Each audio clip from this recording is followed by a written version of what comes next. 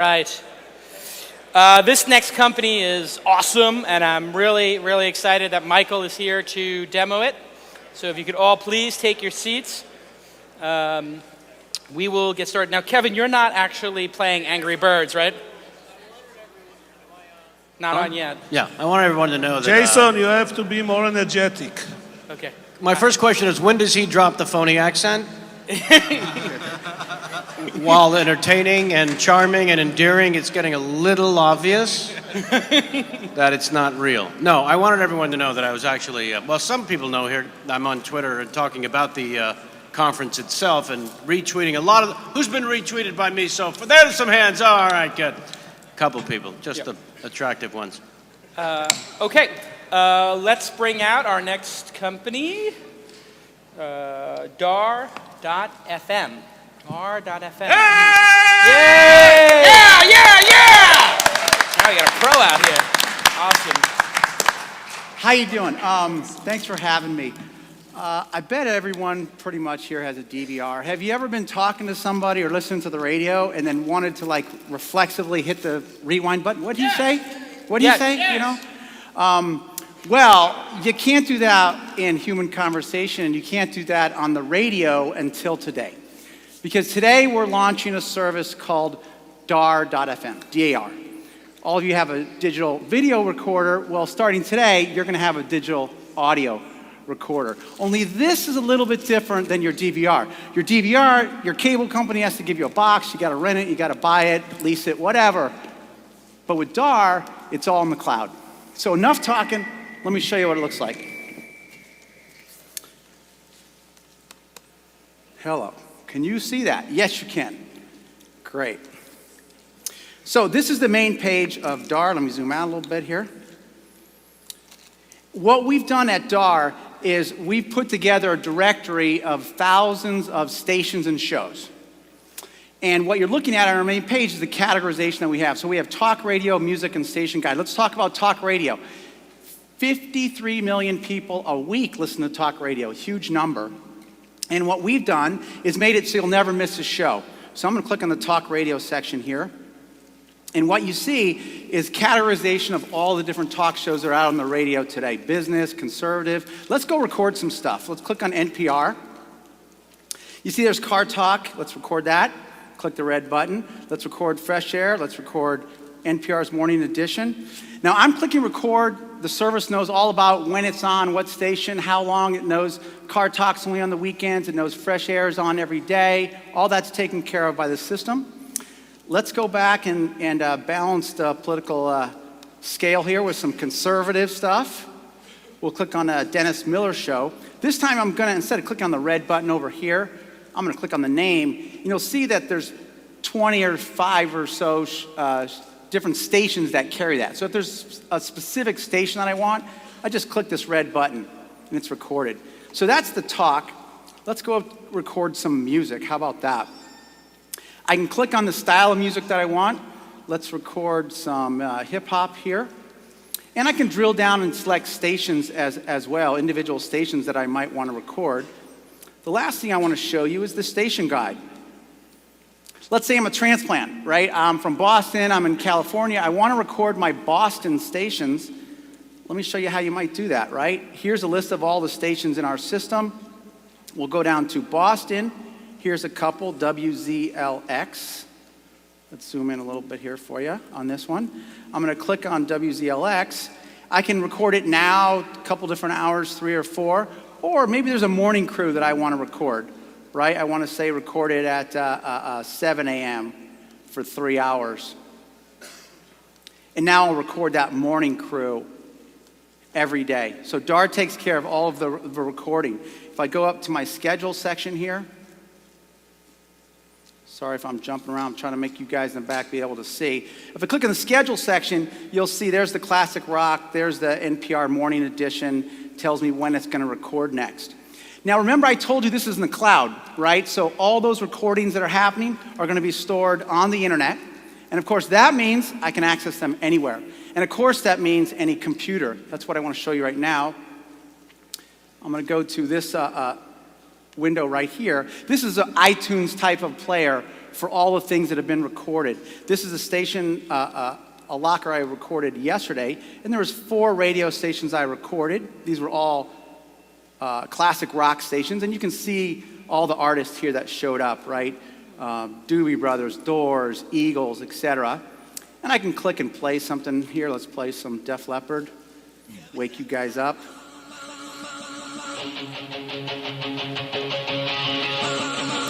Now, just like my DVR, I can skip around, so let's skip to the middle of the song. Or I can skip to the next song, right? I can say, I don't want to listen to Def Leppard. Let's listen to Tom Petty. So just like your DVR allows you to skip forward, rewind, pause, we do the exact same here for audio. But of course, we can do it on a lot more than just the web browser. Today, when we launch, we're supporting a wide range of smartphones. So if you have any of these types of phones right here, iPhone, Android, Palm, or Windows, then you can download a free app that will let you stream all this content right to the app. So anything that's recorded in your DAR will be available right on your device. But also, we can take it into non-smartphones. These are some of the other devices that we support today: Roku, AudioVox, Logitech. I'll show you this one right here. This is $150 at Best Buy from Logitech. Take it home, plug it in, connects right to DAR, plays all your music while you cook dinner or by the pool or whatever. What we're trying to do with DAR is modernize radio. Hasn't changed in 100 years, been left behind, everyone's been focused on video, but we're gonna make it modern, make it interactive. Young people don't listen to radio anymore, at least they're on a big decline. We think this will change it, so I hope you'll try DAR.fm and let me know what you think. Thank you.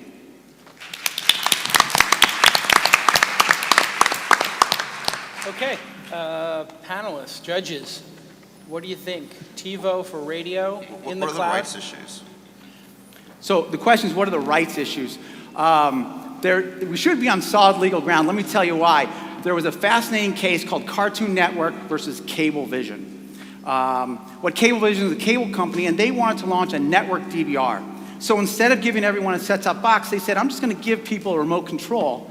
And when they click record, I'm going to record it all in my central office. I'm going to have all the equipment in my office. And the media company sued them and said, you're making copies without our permission. And that's copyright infringement. That went through the courts, and Cablevision won. And the reason they won is the judges said that as long as that user is hitting that record button, even if the equipment is in Cablevision's office, even if Cablevision made the guide and all of the setup, it's still the user that's doing the recording, and therefore Cablevision was allowed to do that service. And in fact, they launched that service 3 weeks ago in Brooklyn for $10.95 a month. You pay the monthly fee, and any TV in your house can watch the video that you record from any other TV in the house. So you have an incredible background doing mp3.com. I think you're the most successful entrepreneur in the music space, at least from returns. What do you mean do it? This is the guy who disrupted the whole music industry. He was the first one to be sued for $300 million and got away with it. Yes, that's why he's successful. So the question is, what's the source material is all radio? Yeah, I should have mentioned that. What we're recording is internet radio. So these are all the radio stations that are freely broadcast over the internet. So we're not, capturing a signal in San Diego where I'm from and letting somebody in Alaska listen to it. It's only freely available radio station that's broadcast over the internet. Got it. And how do you deal? I remember there's some issues 5 years ago with XM and satellite and being able to record off of XM where there's a certain carve out for rights. Does the same apply for radio as well in terms of being able to record as long as you're hitting the record button? Right, so there is one part of the copyright law, section 114, which puts limits on the radio stations, what the radio stations can do, what they call the transmitting entity. A transmitting entity, they can't encourage or induce people to make recordings. But of course, we're not the transmitting entity, this is just a third-party service. One thing that you said that stood out to me was that young people don't listen to radio and we're making this modern. I don't think that your brand or your design match up with your target market if your target market is younger people. So I would recommend hiring someone that understands design well and could rethink that. The other thing is it would be great if there were podcasts. Like if I could get an RSS feed of my recordings and just drop that into iTunes so I don't have to have it in another app. That may not work out with your business model, but maybe it does. So a couple questions. On the interface design, I'm going to challenge the panelists here. I don't think interface design matters nearly as much as these guys here, at least not the glitzy part, right? What matters is the functionality. If you look at the classic examples, eBay, Skype, Yahoo, and go through the list, none of those were fantastic design implementations. Now, over time, they modify it and things like that. So I'll challenge you a little bit on that. Clearly, I think people look at the functionality. Just as many companies that do have great design, that's kind of the crux of it. I will have to disagree on that. That's fine. I hear your point. On the second question, the second point was... a podcast. Like if you had an RSS feed where you could just drop it into iTunes and it just already folds right into my workflow. That's a real good point. We don't have that, but we should definitely look into that. That would be great. Because we do have an open API. So in fact, the apps that I showed you that are on those different platforms, most of those are written by third parties, not even us. So we're not writing apps. We did write the Android app, but not the other apps. So that's a really good thing. The one part that I should mention about the difficulty with podcast is that everything that we do is password protected. So we'd have to make sure that we figure out how to handle authentication on podcasts, because I don't think a lot of podcasts have authentication built in. A lot of them, actually some of them are starting to now, so for this very purpose, to have a subscription base, but also to have the opportunity to control and protect the RSS feed, but allow it to those that subscribe. So if the subscription is free, it's still the same sort of quality and opportunity for the consumer. I think your presentation is pretty fantastic, by the way. Thanks. Maybe you said this, I'm sorry, but what's the revenue model? What's the revenue model is the question. Today, we're not focused on the revenue model. The way I look at it is the following. 40% of homes have a DVR. I want to make it so in a couple years, 40% of Americans are using a DAR. And I want it to be through my system, because if we're controlling that flow to the ears, then we'll have plenty of revenue opportunities. So I could sit up here and say, hey, there's great advertising opportunities and subscription. I think that's all true. But when you're creating a consumer service, you got to get to tens of millions of users. So today we're launching as a free service. There are no costs at all. Do you know what percentage of households have Sonos? The question is, what percentage of homes have Sonos? Yeah. Less than one. I mean, I think people have their... Right. So Sonos is a high-end music playback system. It's zero for my intent. Listen, Sonos is a phenomenal system, but it's way too expensive, and it's a high-end toy. What's more interesting is devices like this, $150 at Best Buy, and the prices are coming down. That's a more consumer-friendly product just because of the price point. Let me ask you about... I guess all I'm asking is if there's like three paths, right? You could take the, Pandora model, free, mildly curated, and then put it on a device. You take the Rhapsody model, and then I forgot the third model I had, but there's another one. So I'm just interested in sort of what direction you're taking, or I was going to use the Slingbox model to sort of use your, like, I get my Boston radio here. I'm just interested in what starting point. Because while you're right, I think the younger generation doesn't listen to radio anymore, they're also very trained on a number of models, right? Whether you get it off of whatever peer-to-peer service, or you go curate the heck out of Pandora for 6 months and it plays exactly what you want it to. So how do you combat that? For me, I just get my Rhapsody subscription and I listen to music whenever I want, whenever, it doesn't make a difference. So I'm just sort of like, how do you combat the existing buying habits of people that aren't listening to radio? Well, I think if you want to change their habits, you have to offer them something better, and we do. Okay. Right? Everything that I showed you is completely user-controlled. You don't like the song, you put fast forward. You want to hear the song again, you hit rewind. You want to skip past the commercials, you hit fast forward. That's the kind of experience that you can't get on traditional radio today. On the Rhapsody point, hey, Rhapsody is a great service, but it's expensive, right? It's $10 a month. That's $120 a year. Most people are not going to pay $120 a year for music. It doesn't mean that much to them. And I think so that market, I think, is a relatively small market. But how much, and I'm sound really sort of cliche here, is radio a lean forward experience, which you're claiming that it is, versus a lean back experience, right? My experience with music is that it's a lean back experience. I don't really want to interact every single song as I go through things, right? I mean, that's part of the challenge of getting up and going on Pandora. I think his point might be that talk radio is a different experience than listening to music. Yeah, talk radio is a 3-hour experience versus a 3-minute. Okay, I totally understand that. What I didn't hear, sorry, is that it's focused on talk radio. Oh, yeah, no, he said that. And it's also the nice thing is that there seems to be a menu from music to talk radio and everything in between. You mentioned the DVR, it's 40% of the homes. My question is, what stops DAR from suffering the same fate as TiVo, which is you've created this incredible system and then everyone else takes it and TiVo subscribers go from 5 million to 200,000? Right. Well, fortunately, radio stations can't offer this, right, because of the Section 114 copyright law. So they can't offer this. So radio stations are out. The advantage that we have is that today we're launching the service, and today we're available on all major smartphones, on 50 models of internet radios. It's really hard to get into a device like this. It takes 2 years. So if one of you guys is trying to compete with me out there, these little frisky entrepreneurs, that's going to be the challenge, right? It's not just the recording part on the front end. You could get that in 4 months. It's the whole ecosystem where you're recording it, and then you can take out your Android phone and click play. Or you can go into your house, and we're on the Roku, that little brilliant video box. We're on that. You click play, and there's the Glenn Beck that you recorded, that you listened to, or your Dr. Laura, or whatever it is.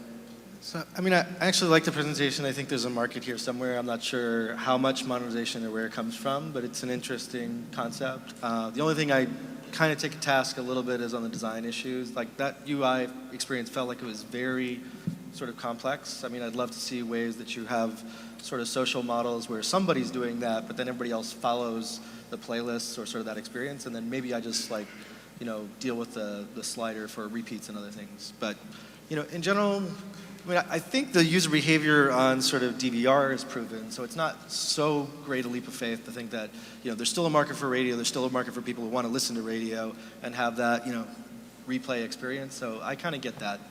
So it's Dave McClure approved, the presentation was to your expectation and okay? This is The energy level was appropriate? No, the presentation sounds pretty good. Yeah. I disagree with a little bit of the UX issues and other things, but I got what you were saying. It's an David interesting Sachs, what do you value think? prop. Well, so I have a couple more questions about it because it's really interesting. So once you have recorded the audio, what can you do with it? Can I only play it in your player? And then sort of the follow-up to that is the set list that you create out of the recording, can I like move the songs around? Can I rip them? And I mean, is this a way to harvest free music off the internet or how much control do I have over that? Pretty much yes to everything you said. So we provide a web player, but if someone wants to create their own web player, which people have, they can do that.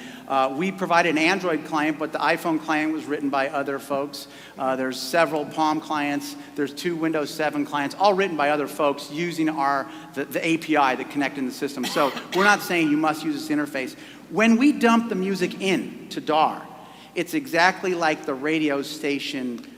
There's a playlist, so if you play it back, you can play it just like the radio station played it. However, all of the tracks can be search sorted. You can make new playlists, put it on shuffle, all of those sorts of things too. So it really is a way to harvest music, if you will. Now, these are radio edits, I should stress, right? What does that mean? That means it's lower fidelity. The typical radio station online is transmitting at 32 kilobits AAC compared to, what's iTunes at 150, Amazon's at 256. So these are a lot lower fidelity. They're about FM stereo quality, and they'll have ragged beginnings and ends. Because our technology looks to see when we think the song started and stopped, but those songs are all mashed together because they're right from the radio. So it's not going to be necessarily a replacement for buying the song. And how long can you keep the files? Because I know some people like to archive, like if I could download all the New York Knicks, post-game shows on WFAN, which I can't do right now, and it's a real pain in the neck for me, which I'm really looking forward to doing with this, because they are radio-enabled. Can I keep them forever, or does it expire at a certain point? And how much storage do you give people? And because that's a service I would pay for. I would want to keep that forever. Right, so we give 2 gigs of storage for free. It's not we, there's another company that we're using for the storage backend, that's MP3 Tunes, and so we have a partnership with them. They give you 2 gigs for free, and because these are lower fidelity than your typical audio files, your music files, that's absolutely a monster amount of audio. But if people want to get more storage, they can buy that from MP3 Tunes. Awesome. Yossi, final word? I would like to ask a question which doesn't relate to the product, but I think is very interesting. Michael, you really were there in the very beginning, and you saw how this industry changed, collapsed, rebuilt in the last, I think, 98. I saw you on the top of this snowy mountain in Utah. That's right. 98, now it's 211, so it's like 13 years. How do you see these 13 years, the change in the music industry? I haven't seen a lot of change in the music industry, sadly. The challenge is the companies have been bought and sold several times. I think 2 of them are for sale right now. But the legal departments haven't changed one bit. And the legal departments just think, sue everybody. And boy, that's been a disaster over the last decade. And I still don't think it's changed. I mean, a lot of people ask me, what are the record labels going to think about DAR? I don't know, right? I don't know. They're going to be, probably watching this, or they'll hear about this. I don't think there's been enough change in the record labels, but here's the news. CD sales are absolutely cratering. I mean cratering. That will force change, and I hope that is a much more openness. If I was running a record label, let anybody take the music and do anything you want with it up to 100,000 users.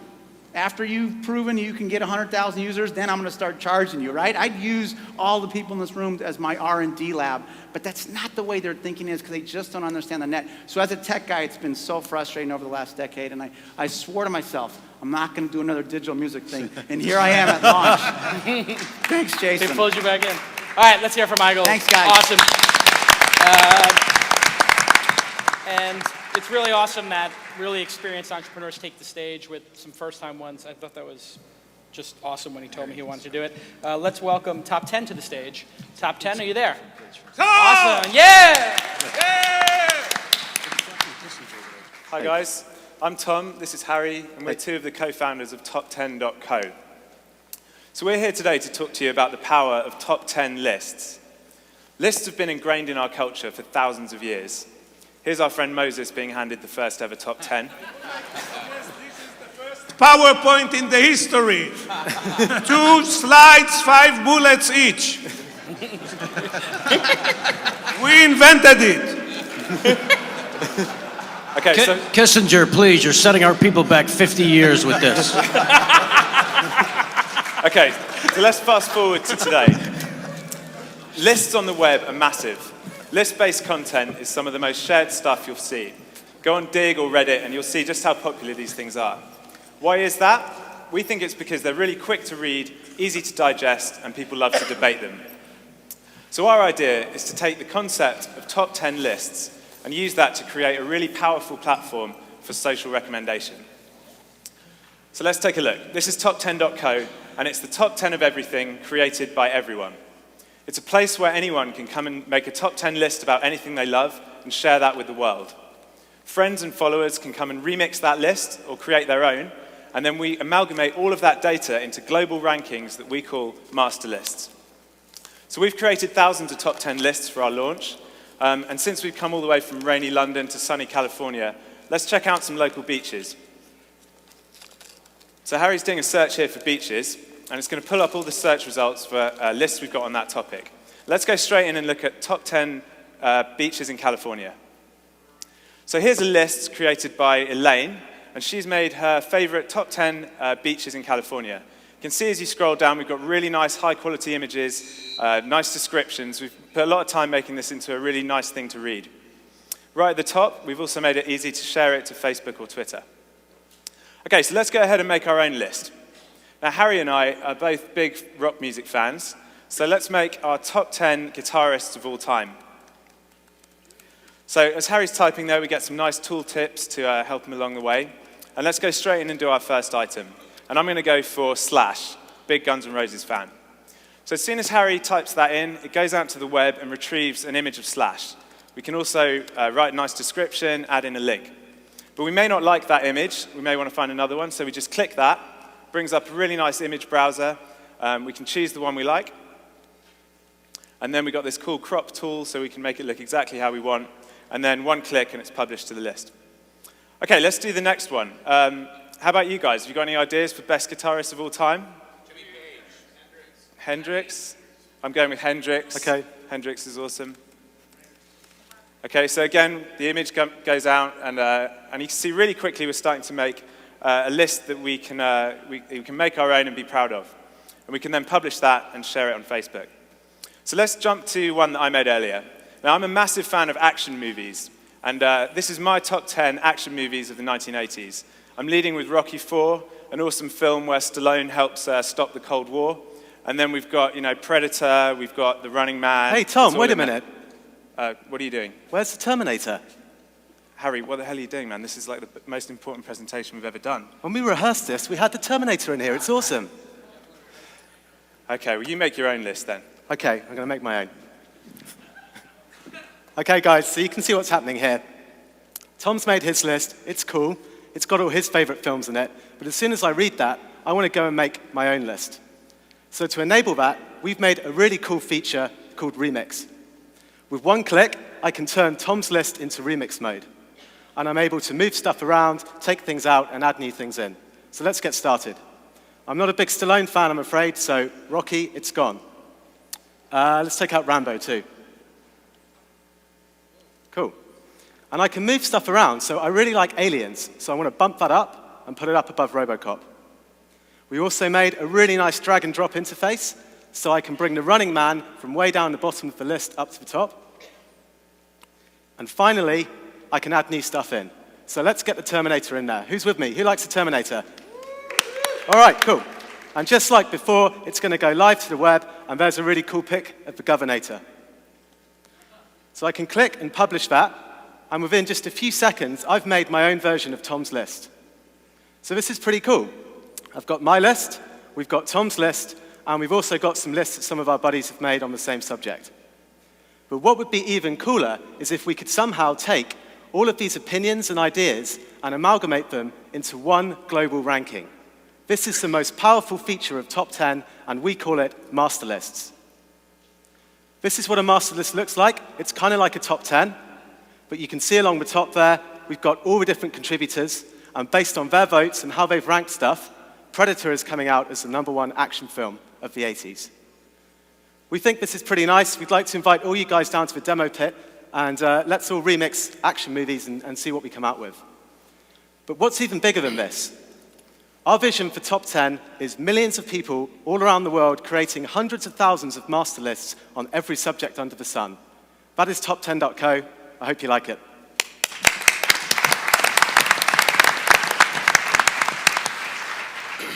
Okay.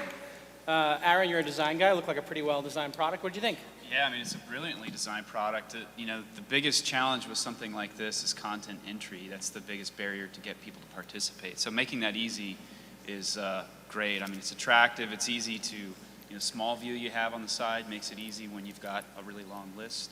I'd like to see some kind of battles because top 10s are like, people go nuts over this stuff, and my top 10 is better than your top 10 type of thing. So to be able to pit your idea versus someone else's, that would be really cool, and have that voted up and down via Twitter or something like that. But the more we build this, the more we really see the gameplay element coming out. That whole head-to-head thing and the rival list, that's going to be a big part of what we develop. And then it seems like affiliate opportunities to connect over to Netflix, Amazon, iTunes, et cetera, all these places where products are involved. Yeah, so we're starting with just images, but we're going to have the ability to pull in songs, videos, all that stuff. And the affiliate stuff is ultimately the monetization model. So once we're at scale and we've got tons of content, then we're just going to enable people to buy the items.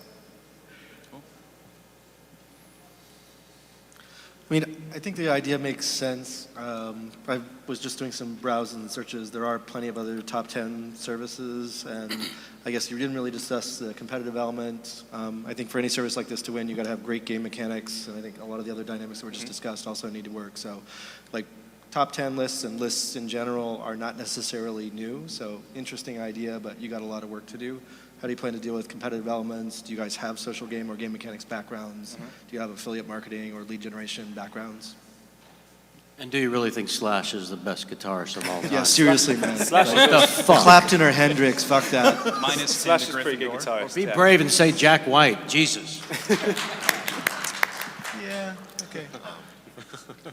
Back on point, sorry. I think it needs a little bit of... Wait. I wanted an answer for some of that. Sorry. What was the question? Competition.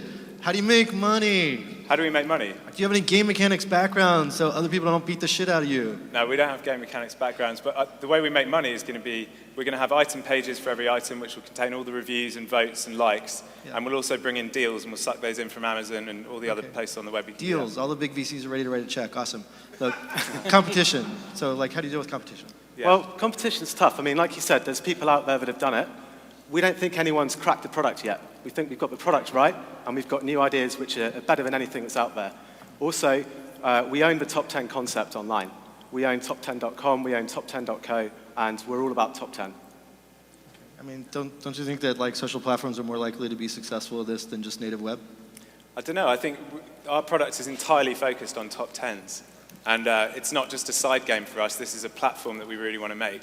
And actually, it is a bit about those kind of making those lists and sharing them with friends, but it's also designed to be a really useful resource. So those master lists, when we start, are going to be quite simple. There's only a few lists that contribute to them. But when we've got millions, we're going to enable people to filter those down to just their network, logins all through Facebook. So you could just see lists on, I don't know, the top 10 films from just my friends. So it becomes more and more useful the more content we have in there. One of the things that came to mind when I was watching your presentation, which was, all right, jolly good, was that the Nielsen system of rating has sucked for about 35 years. There? Were you just ripping on Brits? Was that what that was about? Yeah. Has sucked for about 35 years. And what you seem to have here was a potential to gather a rating system from across the country, if not the world, on existing product as well as new product. And do you have actual plans to tap specifically into that source and then offer that to studios, publishing houses, and Yeah, so et cetera? the way we've built this, we followed an API-driven development model. So before we even looked at the website, we built the API that underpins it. And it's a read-write API. So eventually people can feed their data into it, and they can extract data from it. And we see lots of really exciting opportunities with that. Can I? Sorry. So once you get outside of something like a movie or a product, isn't the core problem in the business how to be canonical? Like, so if someone says, 5 best places to, launch, set up your booth at South by, how do you take that and become canonical about it so you can actually take different opinions and create those lists? It's easy when you're talking about movies and guitarists to figure that out, Yeah. How do you go past the obvious categorical commercial terms? Because that's, I think, how you get scale. So I look at something like Alltop, which is a really interesting business resource. How would Alltop be created by the crowd and thus be useful for finding sort of mavens and influencers and all the things that people use Alltop for? It's a little bit more complicated once you get into that domain. Does that make sense? Yeah, I think that's going to be a big challenge, and we just kind of want to wait and see what people do with it. We actually had built a categorization system which would make it easier for us to kind of use that data, but we've just left it completely open, and we're going to look at it carefully and see the best way to do it. But yeah, it's going to be a challenge. I'm fielding a question, from the audience that I wanted to pose, specifically from the voice of the people. The top 10. Do any of your lists go to 11?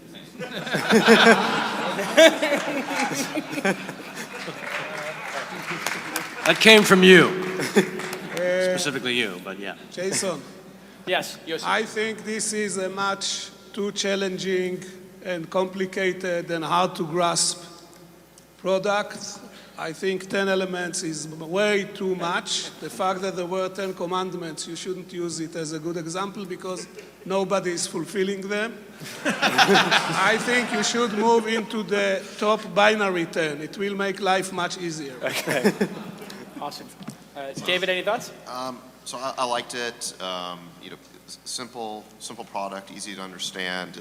It's something a lot of people want to do, so at least you're over those humps, And I think that to make it really valuable, though, and something that's sticky and that you'll want to SEO put the stuff. It's going to be all about the disambiguation of how do we know that this predator is the same as this predator, and how do we know that this list should be aggregated with this other list? Yeah. And how far have you guys actually gotten with that? So that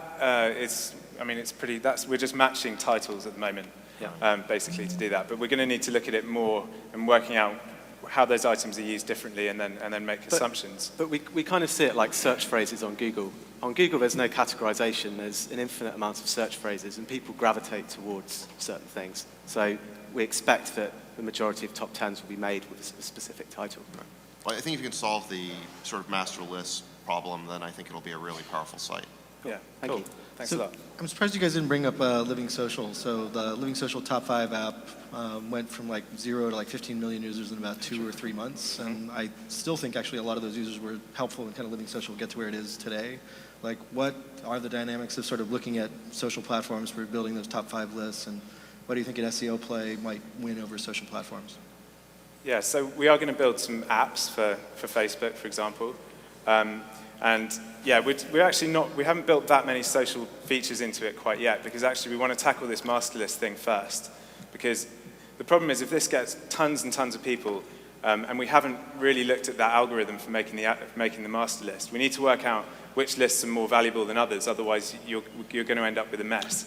More valuable based on affiliate or lead gen? Or no, as in if someone's a real expert on action movies versus someone else who just remixes that and publishes it, you want the person who actually knows about that subject to contribute more to the master list. So we want to focus on that. Actually, I want the person who's going to distribute that master list to like millions of users more than I do the original content. Yeah, Well, should you exactly. allow voting? Why not just allow voting on entries on Yeah, lists? so That's what we're going to build, and we're going to kind of make a hybrid thing which looks at how much the list is being shared, how much it's being viewed, how many people are liking it, and use all of that to inform the sort of popularity of it. Let's take a final question from the grand jury. Shervin? Hey, great presentation. I wanted to see, it's funny, Dave, I thought the same thing on Living Social in the top 5, and that might actually mean in the future you could actually do some kind of interesting deals and coupons and offers for some of those products.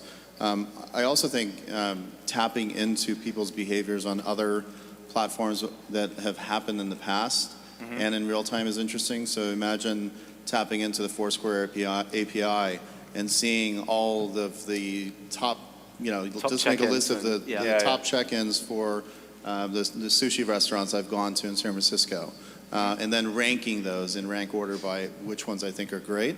That would be really interesting for me, and because you're basically tapping into people's lives and their interests in the physical sense, which means way more to me than the other areas. So. Awesome. Let's hear it again for top 10. Wow. Let's bring up Volta and Volta. Beautiful. Yeah! Phones convert better than email, and companies that are not currently calling their customers are leaving a ton of money on the table. Companies that are calling their customers but are not using analytics to measure the effectiveness of those calls are also leaving a ton of money on the table. Volta is an A/B testing framework for live outbound phone calls. I want to get started by showing you some of the data that Volta provides, and then we're going to kind of go in reverse and see how we set the whole system up. So here we are in the event stats section. An event is simply any phone call that can be triggered from within our existing software. This particular event is inserted into the sign-up flow of a service that helps authors get their articles published and syndicated. Every time an author signs up to this service, 3 things happen. 1, a phone call is triggered and appears in the Volta call queue.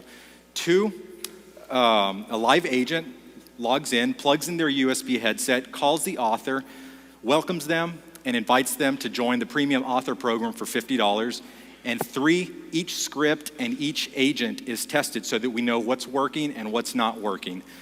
Before we started using Volta on this particular event, we were converting at about 1% on email alone. As soon as we started calling, we immediately jumped to 1.5%. And over the course of 1 month, we were able to hit 4.4%. This is huge. This is a 300% increase in 1 month with 1 call trigger, 1 product. Volta allows us to humanize the connection with our customers, and we were able to go from about $50 a day to over $200 a day on this 1 product, one phone call, or 1 event. So once again, Volta is an A/B testing framework for live outbound phone calls, and we do that by testing call scripts, and we're testing agents. As you can see here, Script A is killing it. It's doing 4.4%. It's awesome. Script B, not so much. We can kill Script B. Call me. we can kill Script B and just continue calling on Script A. That's awesome. But what if there's a script that we haven't written yet that converts at 5% or at 6% or 10%? We can add that script and continue to try and beat that 4.4%. Also, we can dig into each individual agent, and we can see here that Robert and Susan aren't very good. In fact, they're horrible, but that's okay because Volta records every single phone call for training purposes. We can give Robert and Susan some homework. They can go listen to the recorded archive of phone calls made by Tony and Mark. They will get better. And if they don't, you have my permission to fire them. So over time, our outbound calling is going to become more efficient, more effective, and more profitable. So now that we've seen some of the stats that Volta provides, I'm going to quickly take you through how we set the whole system up, and it works in 4 easy ways. 1, we create an event, and once again, an event is any phone call that we can insert as a trigger into our existing software. So we'll add a name, we'll choose an event type, we'll choose what department to route it to, and we'll enter a script. Once again, if we add 2 scripts here, they'll automatically be rotated and split tested. 2, we have an API. We insert a little bit of code into our existing software so that we can trigger the phone calls. We can set delays, any sort of custom behavior. Once those calls do start getting triggered, they appear in the Volta call queue. Our agents log into the call queue. They plug in their USB headset. When they're ready, they click call. When they're done, they mark down some conversion statistics. They can reschedule the call, finish the call, so on and so forth. Then we go back to the stats section. We find out what's working, what's not working, and we tweak our scripts and we train our agents, and we just get better and better and better and make more money. So that's it. It's really that easy. Everything happens within the browser. Call quality is fantastic. And I showed you one use case, but the possibilities are endless. Maybe we just want to call our customers and thank them for being so loyal after a year and give them a discount. Maybe we want to conduct a survey. Maybe, when somebody signs up for a free trial and doesn't upgrade to a paid account, we want to call them, find out why, and try to convert them. This is called trial recovery, and it's a stock event that we have, and it's really powerful. So all we do is allow companies to have an effective outbound phone strategy. We tell them what's working and what isn't working. So before I finish here, I just want to leave you with one thought. Having an outbound phone strategy for your business is just as important as having an inbound phone strategy. Volta allows companies to humanize the connection, look at real-time analytics, and make this process awesome. Thank you. Okay, Dave McClure, you invested on the spot. You gave him your Best card. fucking presentation I've heard all week. Clear value proposition, great delivery. As long as you can do what you say you do, I'll write you a fucking check. Oh, there you go. That's our first fucking check on stage. George, you're fucking nodding. I had the same reaction as Dave, but The not same fucking reaction? Same fucking reaction, but didn't have the same audacity to go up there, which I compliment Dave on. I love what you're doing. The question is, how important is it to integrate into call management systems and telemarketing systems in terms of the success of the company? That's the first one. The second one is, how do you deal with VoIP issues around do not call, which I'm unfamiliar with? Okay, so for your first question, it's a trigger-based system. We're not dumping a bunch of phone calls into the system. It's as events, or if someone signs up, someone purchases product A, trigger a phone call, and so on and so forth. As far as the do not call, I don't have an answer for that at this point. But that's definitely something that I'm thinking about and need to consider. I want to try this at Yammer. This seems really cool. Yeah, I mean, you have millions of customers signing up, and you have hundreds signing up every day. Right.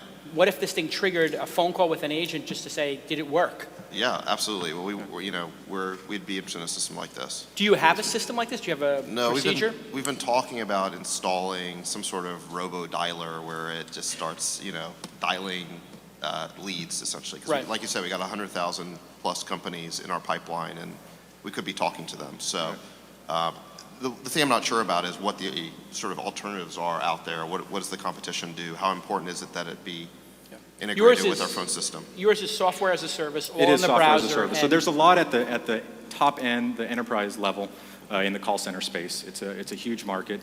So really, what I think Volta is awesome in that we can get really granular. Like with Yammer, we can say when these customers geographically or these customers that are paying us this amount trigger this kind of phone call and route it to this agent and so on and so forth.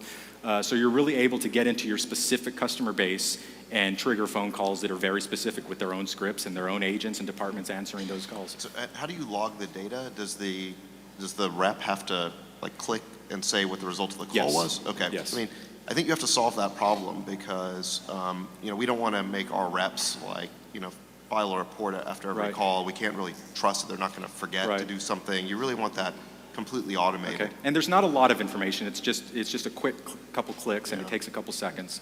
But I mean, I'm not doing any I'm not taking the conversation and transcribing it and trying to find out if it was converted into a sale or not. So. Could I just quickly, I didn't ask before, are you guys using Twilio for any of the automation here? or Twilio, not? Tropo, and If by Phone. So All three? yeah, I've created kind of a layer in front of that just So I'll to write you an even bigger check if you just use Twilio. just use why. So I think this is a really important product. My experience with companies that go through hypergrowth go through it for one of two reasons. They either do it to the consumer through social, or they do it by just getting a cash positive telemarketing telesales group and hammering hard. I mean, everybody that's done it in the last few years, it's how they've done it. So we're going through that process right now at Trada, and this is all I do all day long is talk about call scripts, hiring in terms of how quickly they're trained up. That's the sensitivity in the models. It's all related to that. So I think this is a really, really valuable product. Okay. But some of the questions that come up are incredibly important. Where do you pull call stats from? People are doing 100, 120 dials a day. They can't fill out 3 things in a form, which is why nobody uses Salesforce to do it. How do you do lead routing and lead routing from Salesforce? The actual front end and the back end of the pipeline process is really critical to get right, or the A/B testing doesn't become as valuable because you have garbage in and you have reporting on the back end out. So every minute that someone has to interact with this system is a minute sort of a detractor from the product. These are, I think, things you'll kind of learn by just field testing a lot. And again, we're a high volume system, not necessarily someone sitting in support looking at Zendesk tickets coming in and then calling the back and a new person having the same script as someone old. Right. So maybe the question I have is how much are you focused on that sort of you've got to get from 2.5 to 2.8% conversion rate in your telemarketing group, and that's what matters, versus I have 5 support reps and I want them to have a very consistent customer interaction and experience from the second day they're hired. Yeah. Which of those two things do you focus on? Well, obviously, I'm very focused on the data because I think we want to make as much money as we can, or we want to please our customers, or we want to form that human connection. So I'm really focusing more on the data that we can provide right now. And is there any integration with Salesforce? Sorry. No, not right now, but there's all sorts of e-commerce systems, Shopify and Salesforce, Highrise, and CRM systems that can be integrated in the future.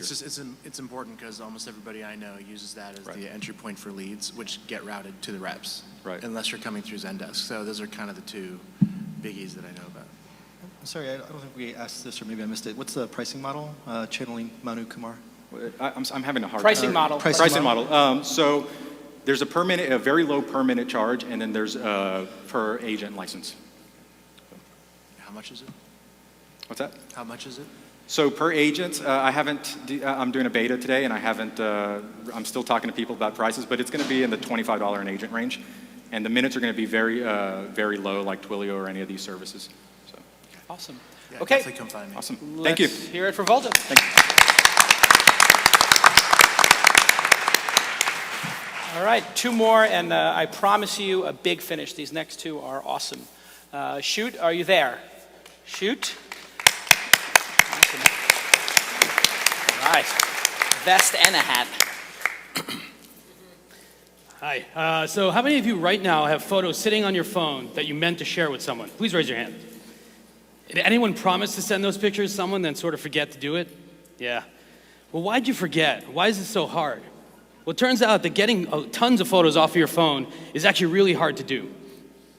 You've got to find cables. You've got to sync to your computer. You've got to upload to the services that you want to share them with. And then you got to decide, how do I get those pictures to people that want them? Is it email? Is it Twitter? Is it Facebook? Maybe it's all of those things. That's where Shoot comes in. Shoot's a brand new service for your Android or iPhone that automatically takes the photos from your phone and gets them to the people who want them. Sorry. We do this without ever connecting any wires or without requiring you to wait for that to happen. Let me show you how it works. The second you launch Shoot, it shows you all the new photos from your camera roll. Shoots are basically group photo albums. You can make as many as you want and share them with anyone you want. I've got these pictures right here of my niece. I want to make sure that my mom and my brother and my sister-in-law get these photos, so I'm going to share them with the Baby Madison shoot. One click and they're out. This next set of photos are from my honeymoon. I think the people from my wedding would love to see those, so I'll send them to the wedding guest. The rest of these photos, I want to share them and make sure they're backed up, but I don't want to do anything with it right now. So I'm going to hit select all. I'm just going to archive those photos to GetShoot.com. And that's it. In just a few clicks, I've gotten to photo 0. Just like Inbox 0, all my photos are now backed up, synchronized, and shared. Now you may be wondering, what happens to these pictures once I've done this? Well, like I mentioned before, immediately these photos get put in a private repository at GetShoot.com. From there, we start sending out notifications to all the subscribers. My friends are going to see on their mobile phones updates that I've just posted new photos. And if they click on that, they're going to instantly be able to view those photos, swipe through, find their favorites, and then actually star, rate, or even download the ones that they like the best. Now let's say you're my mom and you don't use a smartphone. Well, you get an email notification instead. Emails actually show you a preview of all the photos that are in the shoot and give you the chance to actually browse around, click through, and view those photos online. Now, if you're lucky like my mom, I came over and installed our Shoot desktop app. Now, the Shoot desktop app is actually really fun because what it does is in the background downloads all of those new photos that you're receiving and keeps them on your local computer. So now instead of my mom having to wait for an email, she gets a nice little alert on her computer that says, hey, there's new pictures of Baby Madison up for you to take a look at. Now, a lot of you may be thinking, that's sort of cool, but you know what? I really use Flickr, Facebook, Twitter, or something else like that. And we got you covered there too. Shoot's not here to take away from anything you do, just to give you more power in the process. So Shoot, when you set up a shoot, you can actually decide that you want to automatically post to Facebook, to Twitter. You can have it make albums for you in Picasa. You can tell us how you want to handle these new sets of photos automatically. And then we'll take those photos and share them for you automatically to all those different places as well. And that's Shoot. It's the simplest way to get to photo 0 and guarantee that all your photos are backed up, synced, and shared. There's one more thing. Shoot has a really great API behind it. In fact, all the tools you're seeing right now were built using that API. If you're a publisher or a developer and you'd like to access the millions of photos that are trapped on your customers or users' mobile phones right now, we'd love to have you use our API to integrate Shoot into your app. You can look forward to seeing Shoot being run soon in Plancast, Mogotix, and even Cabata from this morning will have access to all those photos. Thank you. We're Shoot, and you can sign up for our beta at GetShoot.com. All right. Thank you, Gregarious. That is your name is actually Gregarious. Yes. Okay, Gregarious. Well done. Gentlemen, what did you think of Shoot? Very competitive market, but great pitch and looked like a solid use case. I worry about the monetization and the other competitors, but great job on the presentation. George, you're nodding your head. What did you think, Yeah, Aaron? I thought the product was great. Some of my relevant history is I was one of the 4 people that put together Shutterfly. So I know a little bit about how to monetize the prints. My biggest worry is how are you going to monetize, especially given all the other competitors that are out there. I get at least, as a firm, we get at least 2 or 3 pitches a week on we are the better version of Instagram. So we need some edge. Yeah, I mean, just to address that a bit, we certainly don't think we're a better version of Instagram. I think they do a great job of what they do. I think we are one of the few places that's actually going to provide this sort of personal photo management from your mobile. So the things that we're going to experiment with are a Dropbox-like freemium model, maybe giving a certain amount of storage, and maybe some feature-based upgrading. And then the other thing is, I think we can really easily integrate with pursue some affiliate revenue with print and photo books and the like, because we're going to have all of these high-resolution photos in one place. I know I'd pay for auto backup of images on my phone and video without having to think about it. And if I got sharing for free with that would be great. But Yeah, I love the concept of photo 0. That's really brilliant because I wrestle with this all the time. You know, I've got all this great content and I need to make sure I don't lose that. I've got a new baby. I don't want to lose that content. So I think that the photo zero is a great pitch, but also the security, the safety of I've had this stolen multiple times, and I can lose everything if I don't have something on my phone to protect me. So, and Instagram, those sorts of tools, they're your friends because they're getting more people to produce more content, and I want to back up more stuff. Exactly. I was interested because, Greg, I know you guys were doing a sharing service for kids and families before. I think combining that demographic with this would be a real win. Absolutely. I think, this is actually sort of a bit of a change in direction for us from that product, but we'll be integrated fully with our hologram service as well. Yeah. But one of the other aspects of Shoot is actually that it allows you to collect photos. And one of the use cases that inspired this was I just got married in November, and all of our friends had posted photos, and we want an easy way to get them from people, and that's actually still really difficult to do. And so Shoot will actually do the nagging and also let you link Facebook and Flickr to actually upload the photos right in if they're already on that one of those places. It seems pretty amazing top to bottom, and the only concern being competition. So how do you explain, to use the easiest access to this, how you plan on specifically taking on what exists and in terms of why yours and not the others? I haven't, you started to, and then it didn't seem like I got enough of an answer on that topic. It seemed to be the great divider at this point between fucking amazing and wait a second. Thanks. Well, so I think with the 3 core values that we're aiming to provide, which is backup in full resolution, sync across all your devices, desktop, iPad, and then share, we certainly have competitors for each of those. But I think we're the only people bringing it all together. And I think what we think customers really want is the one button that does all of those 3 things. The one button. Yeah, and certainly there's a lot more attention on the sharing part, but I certainly think we think Instagram and the like you're saying, are very much our friends, and they've sort of unleashed a wave of photo taking creativity, and we're a place to put those and rest in peace. Okay, let's David. You have Nothing to really add. I really like the product. I'd use with my own family. That said, I personally would hate to have a startup in this space because it is just so hard to differentiate, and I think there's a natural tendency of users to kind of fall back to Facebook or iTunes and things they're using all the time. So it's just really hard to stand out. But I want to try the product, so it looks pretty cool. Awesome. Thank you. Oh, one more from the grand jury, Ryan.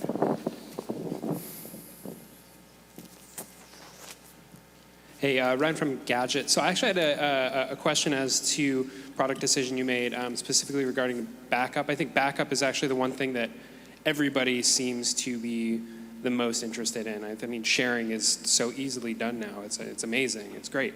Backup is actually not easily done. You still have to go in there and select and back up. That seems to me like the place where you could have just automated that. Make the camera app itself instantly backing up. I don't know why you or really anybody else isn't doing that in the app. So long as it doesn't kill your battery. Right. Yeah, so, on the Android, we can actually run services in the background. And so in the future, we certainly could automate backup. But, one mistake we wouldn't want to make with someone's photos is sending the wrong picture to the wrong place. So, if they also want sharing as part of that, then we need to be careful how much we automate. But certainly, now you go in, we automatically pull in all the photos from your photo stream. If you just wanted to back up, all you do is click select all and archive, and you're done. Yeah, either button actually does back up. Okay, let's hear it for Shoot.